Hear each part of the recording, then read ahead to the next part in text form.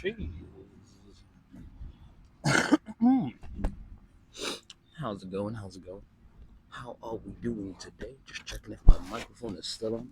And yep, we good, we good. Whew. We're back with another introspection. Who is we?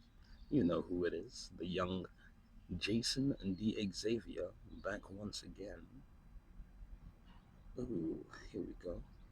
Back once again with an introspection. I believe this is session number 3.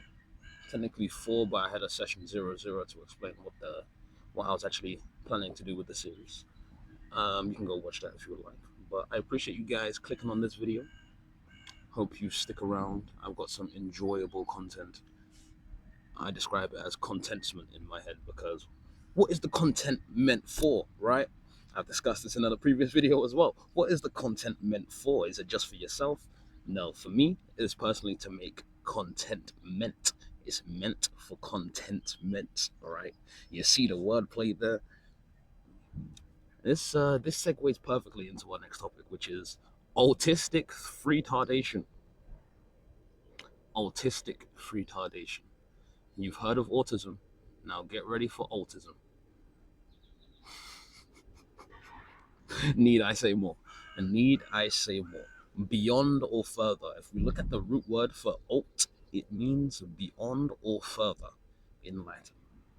So, yeah, I've developed a mind state of connected consciousness, which goes beyond what most people ought to think. You know, it's beyond authenticity. This is authenticity, if you will.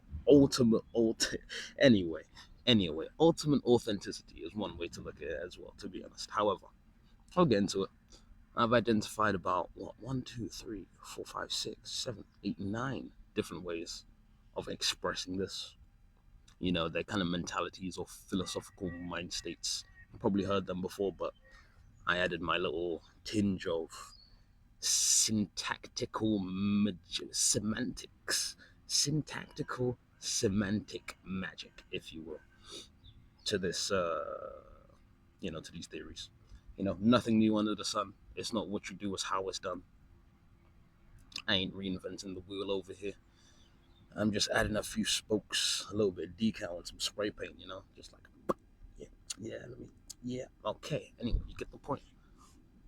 Absurd existentialism, whimsical optimism, philosophical neutralism, pragmatic pessimism, mechanistic nihilism, divine narcissism, convictional divinitism. I cannot say that word. Convictional divinitism. Divinitism. That's why it's not a word. I made it up. You know what I mean? Because it doesn't flow that well. And then you have autism and autism. So, really and truthfully, most people like to prescribe to one way of thinking. However, I believe this is based off experience. I call it gnosis, which is like a spiritual, mystical type of knowledge, intuitive, not based on anything you can observe, but based on things that you experience, right? A true feeling of what is right, discernment, intuition. It's kind of like a spidey sense or a sixth, eighth, ninth sense, if you will. We'll get into that later. I've discovered 18 different ways to perceive this actual conscious reality, both internal and external, but that's not for today. All of these consciousnesses, all of these perspectives, they go hand in hand. We need all of these mentalities to coexist to eventually witness the state of the conscious Godhead, right? The Christ conscious. The conscious Godhead indeed is the looking glass. It is a mirror, the environment, and the looking glass by which the observer observes himself. The Godhead does not recognize itself.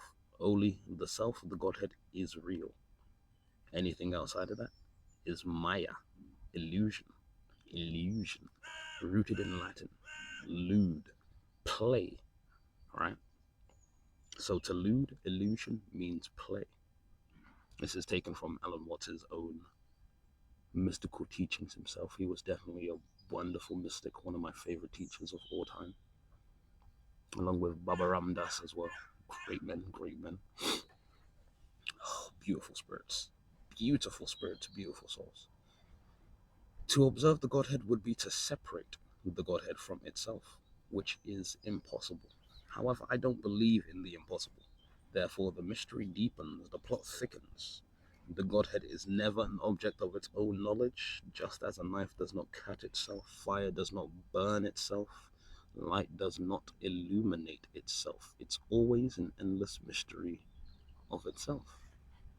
Though nature, being a reflection of the Godhead, allows the Godhead to observe self, nature is the mirror by which the Godhead inflects the inflection of self, the reflection of God.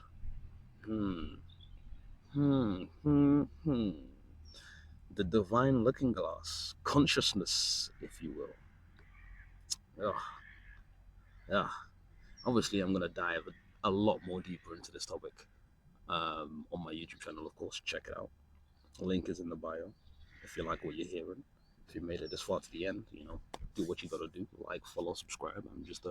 I appreciate you listening to my washish, the language of the gods. And I hope you actually gained some value from this video. However, check my YouTube channel. There's a lot of stuff on there. Going to be a lot more. And we're just diving into the topics of truth, liberation, authenticity, expression, and reality. Remember, do it right and do it every single day. Your heart is the compass. Let it guide you to your truth.